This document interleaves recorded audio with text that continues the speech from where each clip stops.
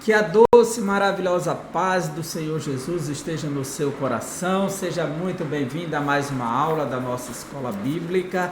Eu sou o professor Egivanildo Tavares, falo aqui da Assembleia de Deus em Santa Rita, na Paraíba, que é liderada pelo pastor Djalma Silva. É um prazer estar junto com você, fazendo parte deste momento de aprendizagem.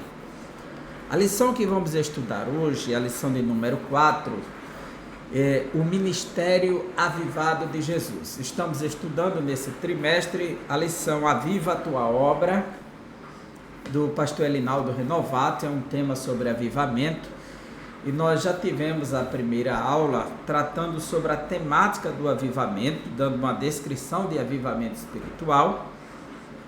O avivamento no Antigo Testamento, dando alguns exemplos históricos de avivamento do Novo Testamento, analisando os 27 livros numa visão panorâmica e dinâmica. E hoje, o Ministério Avivado de Jesus. Nós sabemos que a história de Jesus está registrada nos 4 evangelhos, Mateus, Marcos, Lucas e João.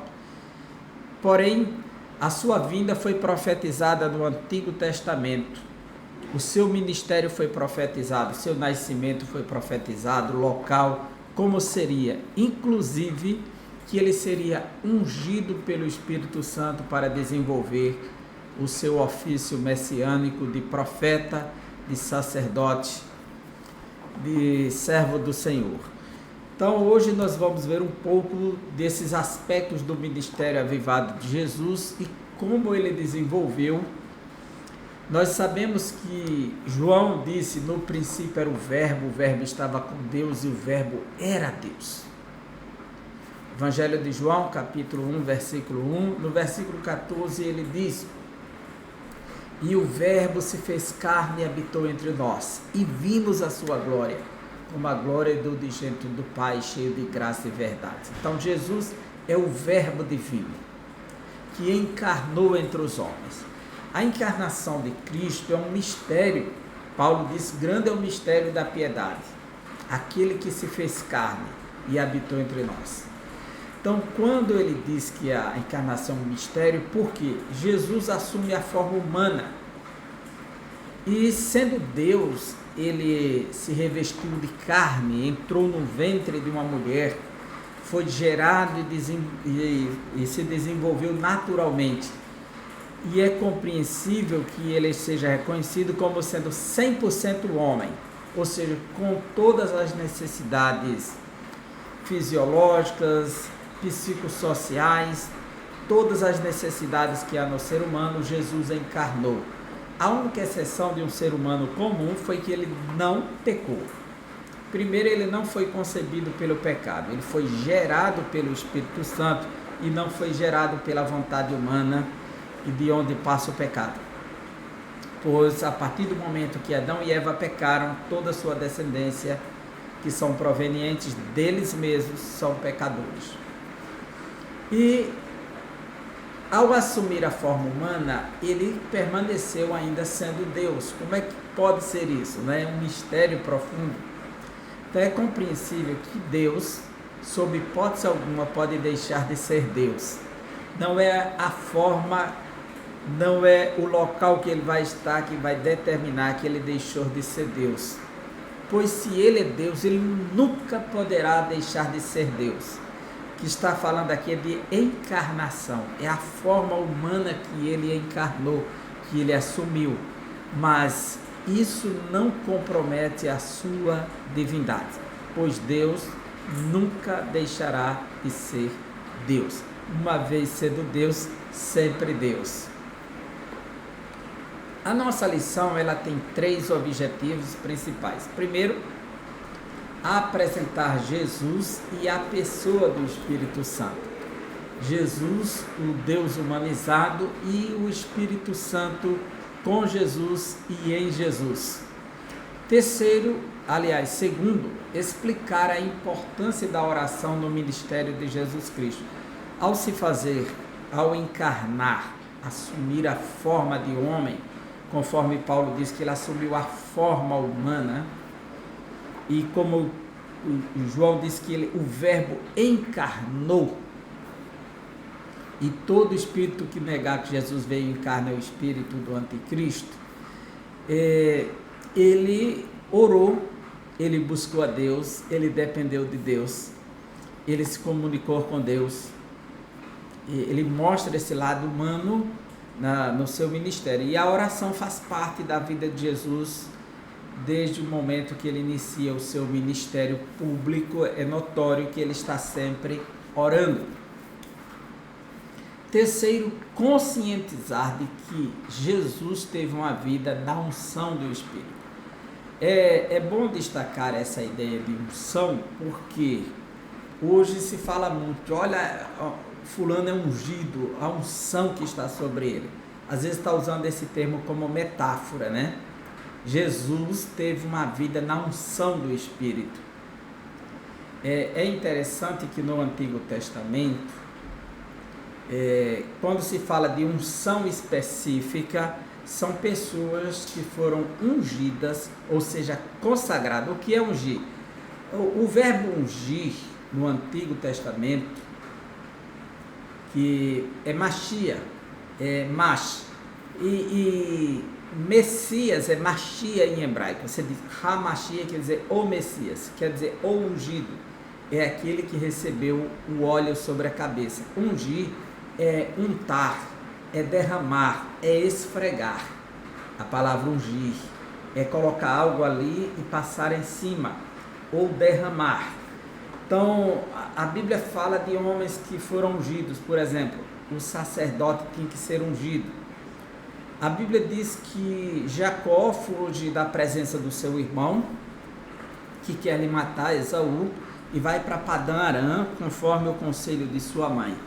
No meio do caminho ele tem um sonho, e ao se acordar daquele sonho, ele tinha visto uma escada e viu anjos subindo e descendo, e ele disse: olha, isso é a porta dos céus, é a casa de Deus, porque Deus se revelou para ele naquela noite, ele fez uma promessa, e ao despertar, então ele decide consagrar aquele lugar para Deus, como a casa de Deus, e ele vai dar o nome de Betiel, Bet casa, El Deus, a casa de Deus. E o texto sagrado diz assim, no capítulo 28,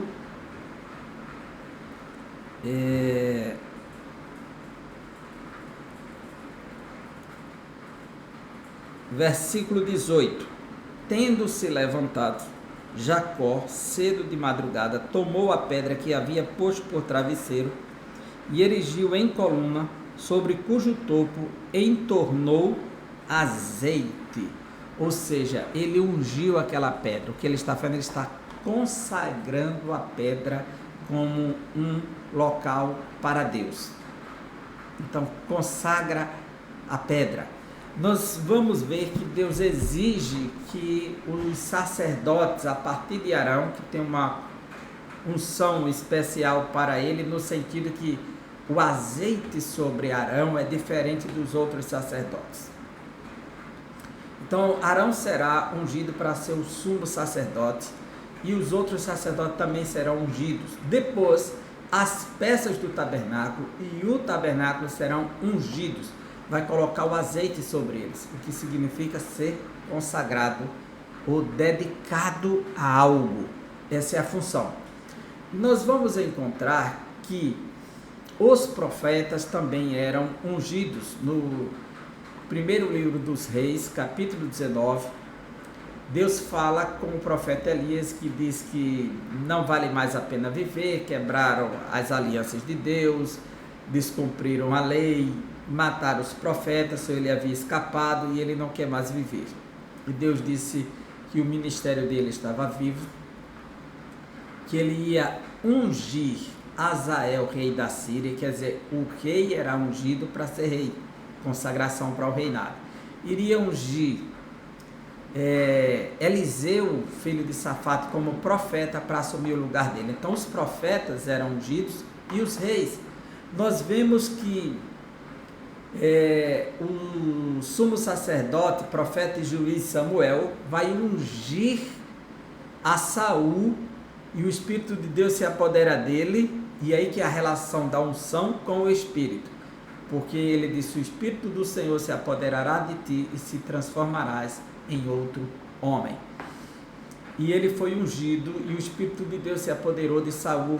Inclusive ele chegou até a profetizar depois da unção.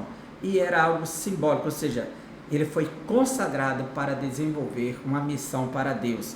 Ou seja, reinar, governar é representar Deus, o governo de Deus na terra. Estabelecer a justiça, representar a vontade de Deus. E depois Davi será ungido e o Espírito de Deus vai se apoderar de Davi. E todos os homens, por exemplo, quando Deus disse para Elias que ele iria ungir Azael, rei da Síria, é uma nação pagã, é um rei gentil, mas era ungido também. Porque não interessa quem esteja no poder, se ele chegou ao poder, foi Deus que instituiu. Então ele será o ungido de Deus, ele será um Hamashia, ele será um Messias de Deus. Então Jesus é o Messias no sentido mais específico possível, mas todo homem ungido era um Messias. Inclusive no texto hebraico e no texto grego, eles são chamados de Messias, e são chamados de Cristo na língua grega no Antigo Testamento. Por exemplo, Deus fala acerca de Ciro, rei da Síria. Capítulo 45 de Isaías. Assim diz o Senhor ao seu ungido, a Ciro. Aqui no texto hebraico diz: assim diz o Senhor ao seu Machia, ao seu Messias, Ciro, que é o rei da Pérsia, é um rei pagão que nem conhece Deus. Ele vai dizer: embora não me conheças, eu te escolhi para cumprir a missão de libertar o meu povo. Então, Jesus, no sentido literal, ele nunca foi ungido por ninguém. Não foi ungido para ser sacerdote, não foi ungido para ser profeta, mas ele é ungido exclusivamente pelo Espírito Santo. Então, a gente vê que a unção de Davi tem aquela simbólica que está sobre a sua cabeça, que ele vai ser ungido 3 vezes. Uma por Samuel na casa do seu pai, outra pelos homens de Judá, quando Saul morre, e outra pelos filhos de Israel, depois que o filho de Saul morre. Então ele será ungido 3 vezes, pelos anciãos por último. Da mesma forma, Salomão fora ungido 3 vezes, que era muito comum se ele governasse por muitos povos. Então todos reconheciam ungindo o sacerdote local. E é notório que essa unção ela passa a representar, mas existe essa unção além da consagração, o ungir com a função terapêutica, medicinal. O Novo Testamento nos apresenta nos 2 aspectos essa questão do ungir. As mulheres foram ungir o corpo de Jesus, né, depois de morto. Esse ungir ia derramar o óleo sobre ele, que inclusive a palavra grega, literalmente, que significa derramar o óleo, naquele sentido lá. E não vem da palavra Cristo, a palavra Christos, que é ungido, que vem a palavra crisma, que é a palavra grega para machia, de ungir. Essa crisma, quer dizer, o ungido foi ungido, em crisma, do verbo encrio, ou verbo crio. Essa palavra, ela tem um sentido sempre no Novo Testamento de uma pessoa ungida para uma missão, ou ungido pelo Espírito Santo, ou ungido pelo óleo para uma missão. E existe a outra palavra grega que está ligada à função medicinal, e aí nós vamos encontrar ou para a função medicinal ou consagração de corpo morto, como as mulheres foram ungir o corpo de Jesus, e diz que uma mulher ungiu a Jesus, né, quando derramou o perfume sobre a sua cabeça. Então ele foi ungido naquele momento, ungido como morto, né, embora estando vivo. O que não precisou, ela antecipou o serviço, porque ele haveria de ressuscitar e não seria necessário ungir o seu corpo. Então existe essa unção. Depois o termo ele aparece como um aspecto metafórico, a ideia de unção, que é essa que está sobre Jesus, o teu ungido, que vai dizer desde o momento, olha só, Atos dos Apóstolos, capítulo 4, Atos dos Apóstolos, capítulo 4, na pregação de Pedro, quando ele diz,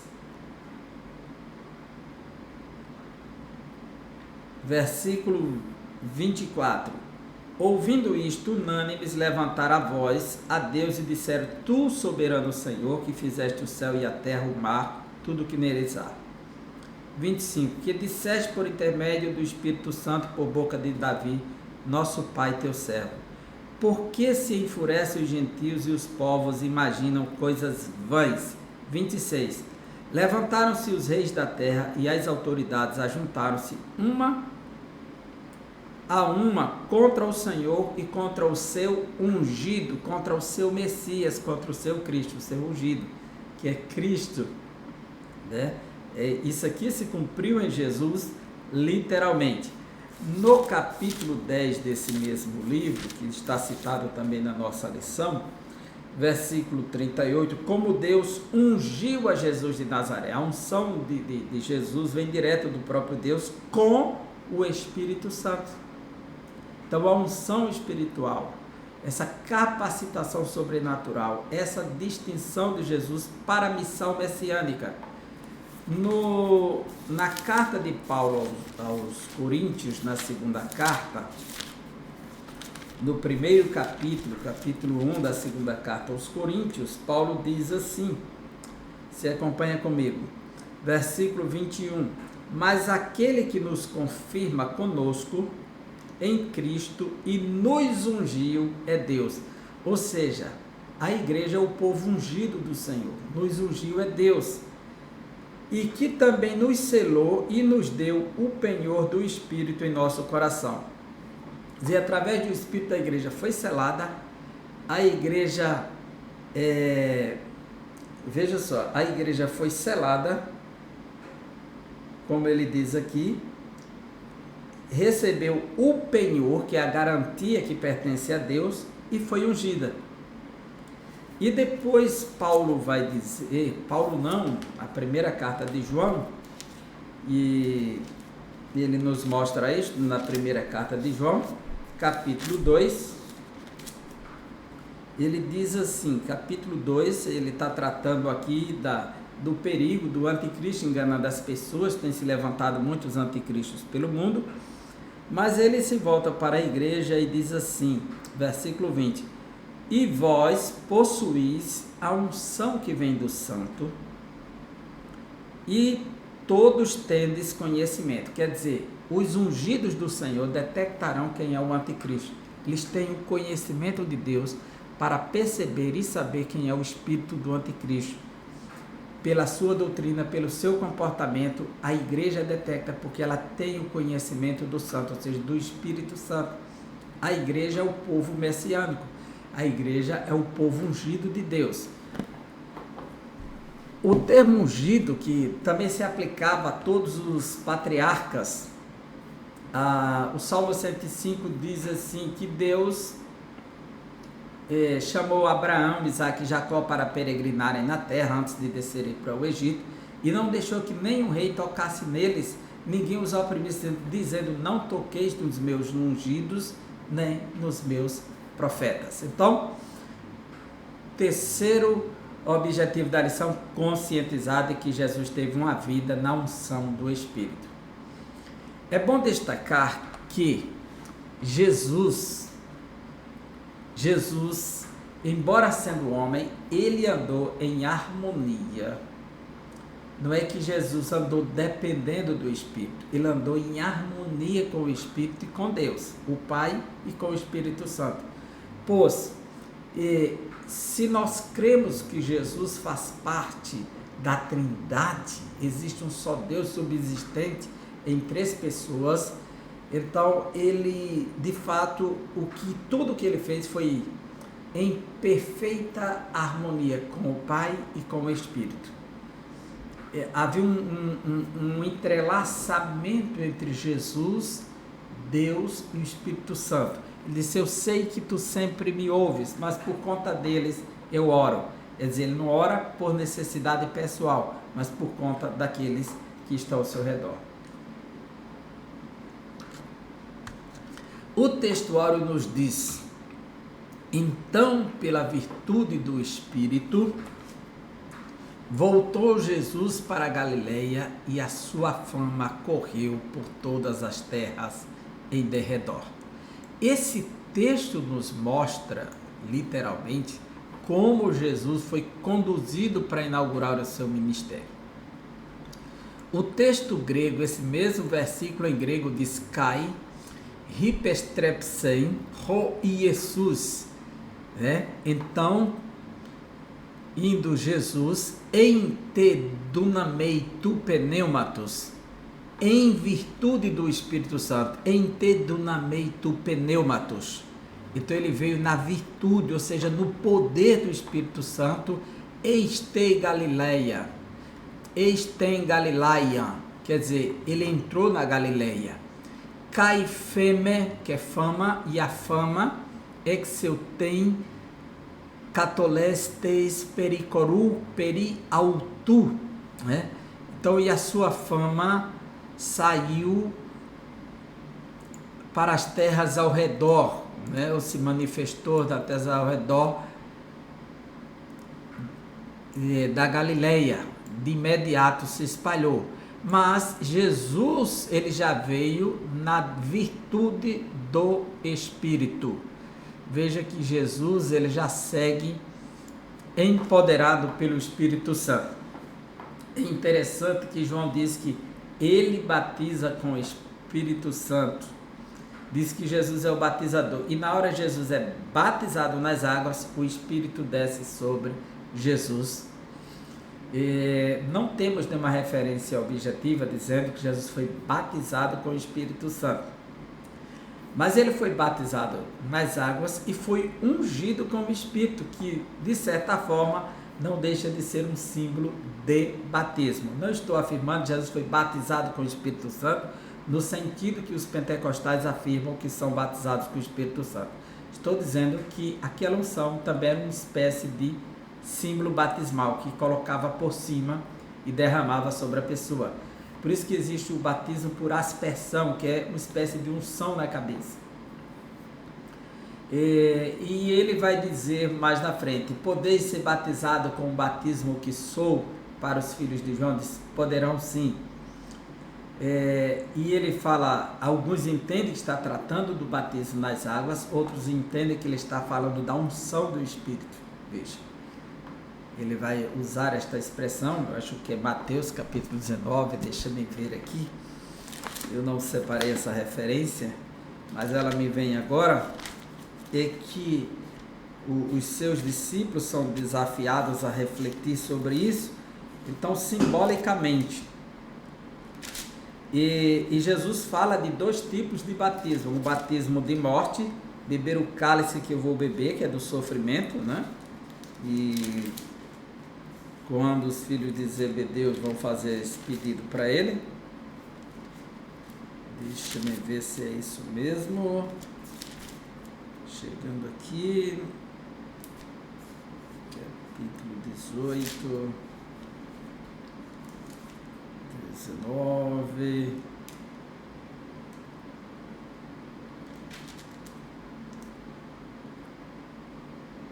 não é o capítulo 19, capítulo 20, versículo 20. Então se chegou a ele a mulher de Zebedeu com seus filhos e, adorando, pediu-lhe um favor. Perguntou-lhe ele: que queres? Ela respondeu: manda que no teu reino estes meus 2 filhos se assentem, um à tua direita e outro à tua esquerda. Mas Jesus respondeu: não sabeis o que pedis. Podeis vós beber o cálice que eu estou para beber? Responderam-lhe: podemos. Então lhes disse: bebereis o meu cálice, mas o assentar-se à minha direita e à minha esquerda não me compete concedê-lo. É, porém, para aqueles a quem está preparado o meu Pai. esse mesmo texto em Marcos 10, vamos lá, porque aí vai nos dar a referência 10.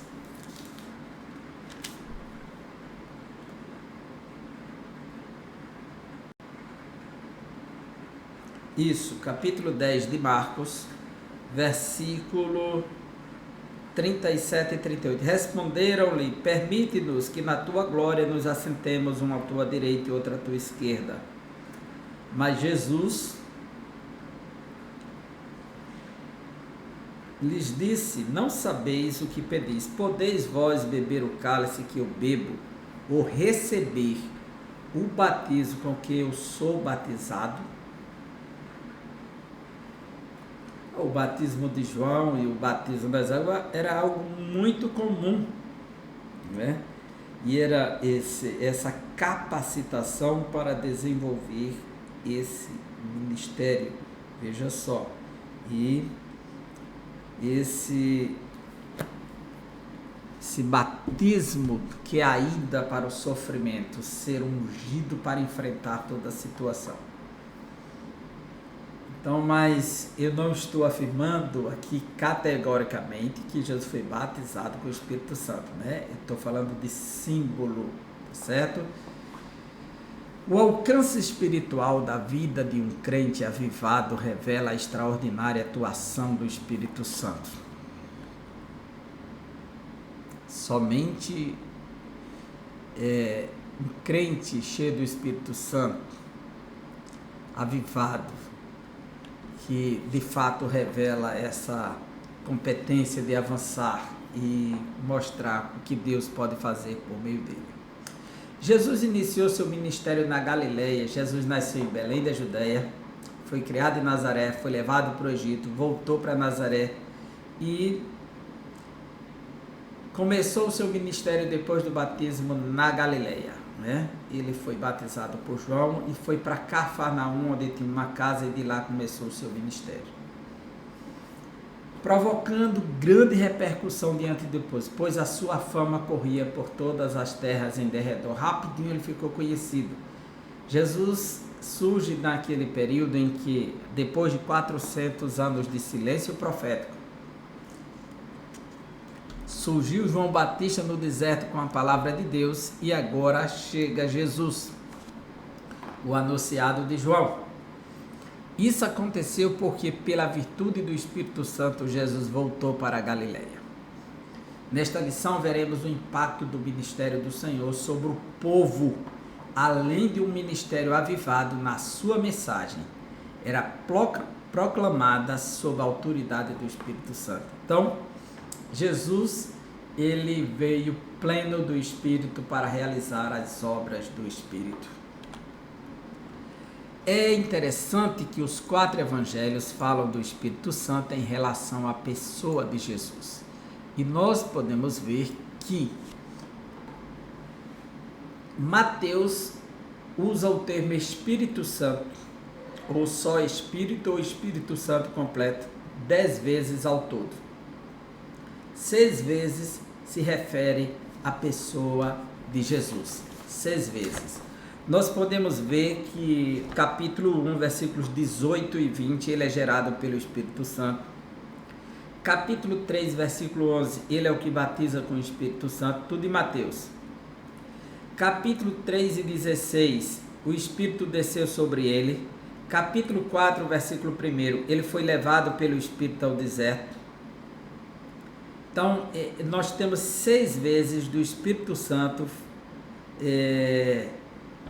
acerca de Jesus. Capítulo 12, 28, Deus pôs o Espírito Santo sobre o Messias. E o restante se refere ao seu ensino. Marcos fala 6 vezes do Espírito Santo. 3 se refere a Jesus, 3 ao seu ensino. Lucas, 16 vezes. 7 se refere a Jesus, 3 ao seu ensino e 6 sobre outras pessoas: Zacarias, João Batista, Isabel, Simeão. E João, 14 vezes, 6 delas ele se refere a Jesus e 8 sobre o seu ensino. Então, Jesus e o Espírito Santo é tema dos evangelhos o tempo todo. O nosso capítulo 1 de Jesus e a pessoa do Espírito Santo, que é uma pessoa, não se trata de uma força impessoal, é algo que não tenha consciência. O Espírito Santo é uma pessoa. Ele diz: separai-me a Saulo e a Barnabé para a obra que eu os tenho chamado, em Atos capítulo 13. No capítulo 10 ele diz a Pedro: eu mandei te chamar, vai com eles, os homens de Cornélio. Então, eu é uma pessoa, primeira pessoa, no singular. Ele no hebraico se chama Ruach Kadosh. Ruach Kadosh, que é Espírito Santo. Ruach, Espírito, e Kadosh, Santo. No grego é Pneuma Hagion, o sopro santo, ou Espírito Santo. E no latim é Spiritus Sanctus. Ele é sempre o mesmo. E o Espírito Santo na vida de Jesus. No nascimento de Jesus, é perceptível que foi dito já no capítulo 1 de Mateus. Nós já encontramos essas duas referências. Você vê aqui, versículo 18 de Mateus 1:18. Ora, o nascimento de Jesus Cristo foi assim: estando Maria, sua mãe, desposada com José, sem que tivesse antes coabitado, achou-se grávida pelo Espírito Santo. Versículo 20. Enquanto ponderava nestas coisas, eis que lhe apareceu em sonho um anjo do Senhor, dizendo: José, filho de Davi, não temas receber Maria, tua mulher, porque o que nela foi gerado é do Espírito Santo. Interessante isso aqui. O que nela foi gerado é do Espírito Santo. Você pertence ao Espírito Santo. O Espírito Santo é Deus. Então, essa geração de Jesus é dele, é ele e é dele. Pertence ao Espírito Santo. Então, é dele, né? No capítulo 1 do Evangelho de Lucas, Maria vai responder ao anjo que não conhece homem algum, né? E quando ela dá essa resposta, o anjo vai dizer, o anjo Gabriel, para Maria,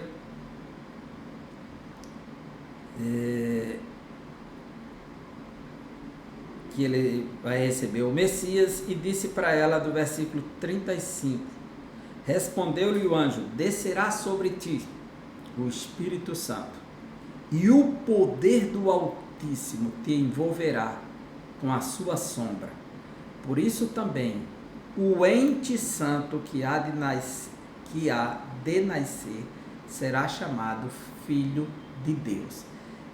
Em Lucas em Mateus é do Espírito Santo, aqui é Filho de Deus, Filho do Altíssimo. Quer dizer, o Espírito Santo, Deus e Jesus estão em perfeita e profunda harmonia, a pericorese trinitariana, né? Então, o Espírito Santo na vida de Jesus, no seu nascimento, ele é gerado pelo Espírito Santo. Ele foi o Espírito Santo quem trouxe ele para a terra. O Espírito Santo é quem vai revelar Deus no ventre de Maria e se transformar em carne. No batismo de Jesus. É interessante que os 4 evangelistas vão registrar que o Espírito Santo desceu sobre Jesus por ocasião do batismo. Aqui no capítulo 3 de Mateus, versículos 21 e 22, diz: e aconteceu que ao ser todo o povo batizado, também o foi Jesus. E estando ele a orar, o céu se abriu. Eu estou lendo Lucas capítulo 3, né? Lucas 3, 21 e 22. E o Espírito Santo desceu sobre ele em forma corpórea como pomba, e ouviu-se uma voz do céu: tu és o meu filho amado, em ti me comprazo. Quer dizer, ele assumiu a forma do corpo de uma pomba, o Espírito Santo se tornou visível. Mas João nos dá um detalhe a mais. Mateus, Marcos e Lucas diz que o Espírito desceu em forma de pomba. João nos dá um detalhe a mais. Por quê? O que ele vai dizer, e ele reafirma essa voz, é interessante. Capítulo 1, ele diz assim, capítulo 1 do Evangelho de João,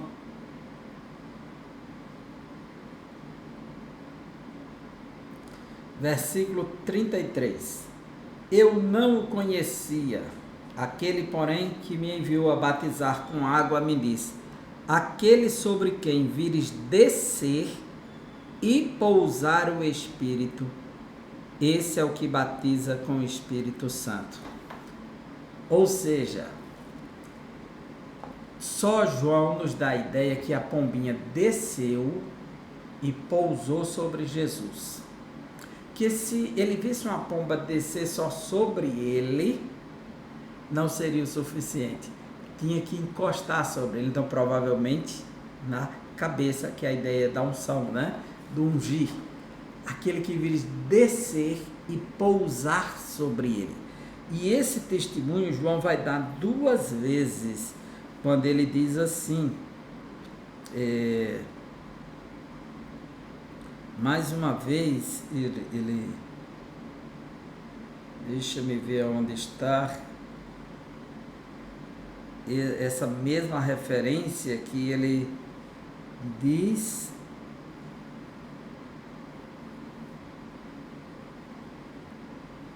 pousar sobre ele o Espírito. Deixa-me ver aqui no Evangelho de João.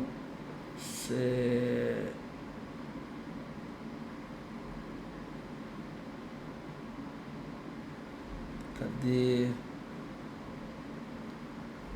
É o 32. É o 32.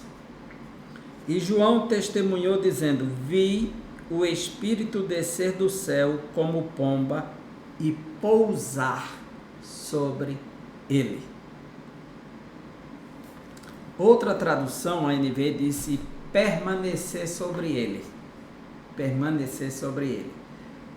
Essa expressão toma conta no Evangelho de João. Na tentação de Jesus, Jesus foi para o deserto, conforme é atestado pelos evangelhos, e ao ser conduzido ao deserto, ele é conduzido pelo próprio Espírito. João viu o Espírito descer e pousar sobre ele, ou permanecer sobre ele. E agora diz assim, capítulo 4 de Mateus, versículo 1, a seguir, foi Jesus levado pelo Espírito ao deserto para ser tentado pelo diabo. Então, ele tinha que cumprir essa missão, ele tinha que realizar esse feito, por isso que ele vai ser conduzido pelo Espírito.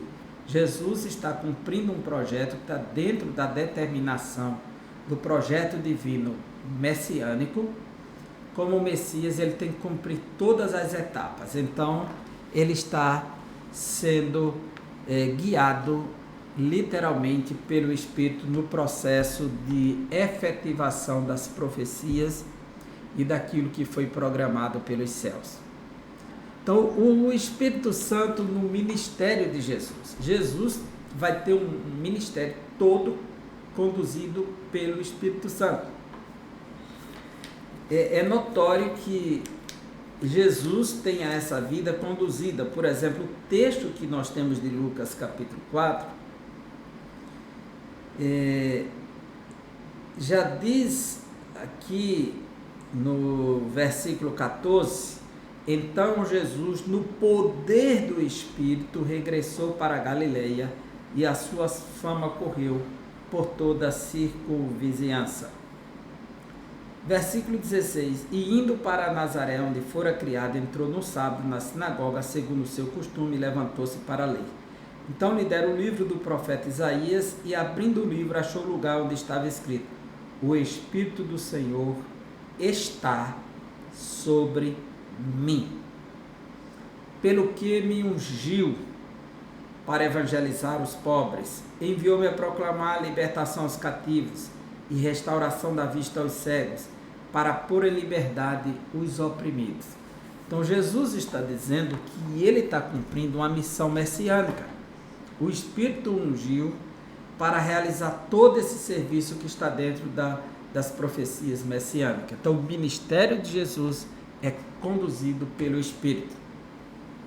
Mas, associada a essa dimensão em que Jesus está sendo guiado, levado e operando pelo Espírito Santo, está também o trabalho da oração. Jesus fala do valor de orar sempre. Ele conta uma parábola no Evangelho de Lucas, nos ensinando o dever de orar sempre. Veja que é tão importante que Jesus narra essa parábola. E o texto diz assim, capítulo 18, disse-lhe Jesus uma parábola sobre o dever de orar sempre e nunca esmorecer. Quer dizer, Jesus reconhece o valor da oração, que deve ser um ato contínuo e nunca esmorecer. E isso nos mostra como Jesus tem uma vida de oração. Isso é tão forte que a carta aos Hebreus nos mostra que Jesus entrou no mundo orando, quer dizer, no mundo público, né, para o ministério. E tratando da pessoa de Jesus, deixa-me ver aqui o texto, carta aos Hebreus,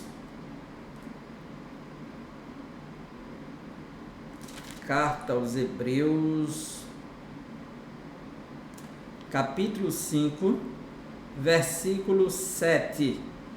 Ele, Jesus, nos dias da sua carne, tendo oferecido com forte clamor e lágrimas, orações e súplicas a quem o podia livrar da morte, e tendo sido ouvido por causa da sua piedade. Embora sendo filho, aprendeu a obediência pelas coisas que sofreu. Então, embora sendo filho de Deus, ele aprendeu a orar e a buscar. E a Bíblia diz que ele foi aperfeiçoado pelo sofrimento, ou seja, completou a sua humanidade, que para que ele fosse 100% homem, ele tinha que passar pelo sofrimento. Então, Jesus teve uma vida de oração, uma vida de súplica, e nos ensina do dever de orar sempre. Uma vida na unção do Espírito. Olha, somente uma pessoa capacitada pelo Espírito Santo pode, de fato, desenvolver um ministério eficaz, a ponto de ter a ousadia e a coragem de testemunhar até a morte. Pois dizer, venha o que vier, eu estou pronto, é muito fácil. Difícil é revelar isso na hora da realidade, em que a vida nos cobra diante das circunstâncias adversas. Então tem cristão que diz assim, aconteça o que acontecer, eu vou falar a verdade, eu não tenho medo da morte, estou pronto para dar a minha vida. Pedro também diz que pode ser que todos te neguem, eu nunca te negarei, Senhor. E Jesus mostrou o que é a natureza humana. Antes que o galo cante 3 vezes, tu me negarás. Para saber que o homem não pode garantir com as suas palavras. Se Deus não lhe der a capacidade de resistência, de resiliência, ele não pode jamais garantir-se. Basta ver um cristão que às vezes está pronto até para morrer, qualquer toquezinho que ele tiver, qualquer dificuldade na rua, coisa, ele já foge, né? Ele não assume pequenos compromissos, quanto mais um compromisso de dar testemunho com a sua vida. Então, há uma necessidade de ter a chama do Espírito no coração, na mente, na alma, a sua palavra está arraigada em nós, para que, de fato, possamos demonstrar isso. Então, a unção do Espírito na vida do obreiro. Um obreiro que desenvolve a obra de Deus, ele precisa cultivar o trabalho de oração e desenvolver essa capacidade, porque o Espírito Santo já está em nós. Paulo diz que quem nos ungiu foi Deus, e quem nos selou com seu Espírito Então ele já selou a igreja, ele já ungiu a igreja e não precisa ninguém temer, pois foi o Senhor que fez isso, né? A igreja está apta por Deus para a missão, né? Ela não está limitada. A igreja ela está pronta para testemunhar, porque ela tem a graça de Deus sobre ela. E nós sabemos que o Espírito Santo, aquele que capacita a igreja, é o mesmo. Que capacita a igreja é o mesmo. Então a igreja ela pode resistir porque ela tem o Espírito Santo. Então a unção do Espírito Santo na vida de um obreiro é fundamental. E veja que essa unção capacita a conhecer o espírito do anticristo e a identificar onde está a vontade de Deus através do seu Espírito. Essa unção do Espírito Santo na vida do crente, que testifica que pertencemos a Ele e ao mesmo tempo precisamos desenvolver a missão para Ele. Então que busquemos essa capacidade de viver esta vida ungida pelo Espírito Santo, que essa vida de oração, de consagração e de responsabilidade diante de Deus e dos homens. A lição, essa lição é muito prática, né? Nós estamos dando uma lição muito prática. Nesta lição vimos que o Senhor Jesus teve um ministério avivado, porque foi ungido pelo Espírito Santo. Jesus, o seu ministério foi avivado, porque ele andou em harmonia com o Espírito Santo e com Deus. Não foi só porque ele foi ungido que ele foi avivado. Nós que precisamos sermos ungidos para sermos avivados. Jesus, ele já foi gerado, já pertencia ao Espírito e estava nessa harmonia. E ele é o doador do Espírito, porque se ele não fosse, o Espírito não viria. Ora, se o Senhor Jesus, sendo Deus, foi ungido pelo Espírito Santo para desenvolver a sua missão messiânica, por que conosco seria diferente? Vivamos, pois, uma vida de serviços na causa do Mestre, de modo que o Espírito Santo confirme a nossa vocação. E aí, está pronto para desenvolver sua vocação? Vamos em frente. Essa é uma lição maravilhosa, que espero que você tire algum proveito desta aula e que possa abençoar seus alunos. E esperamos você na próxima aula, se Deus assim nos permitir. Um forte abraço para você.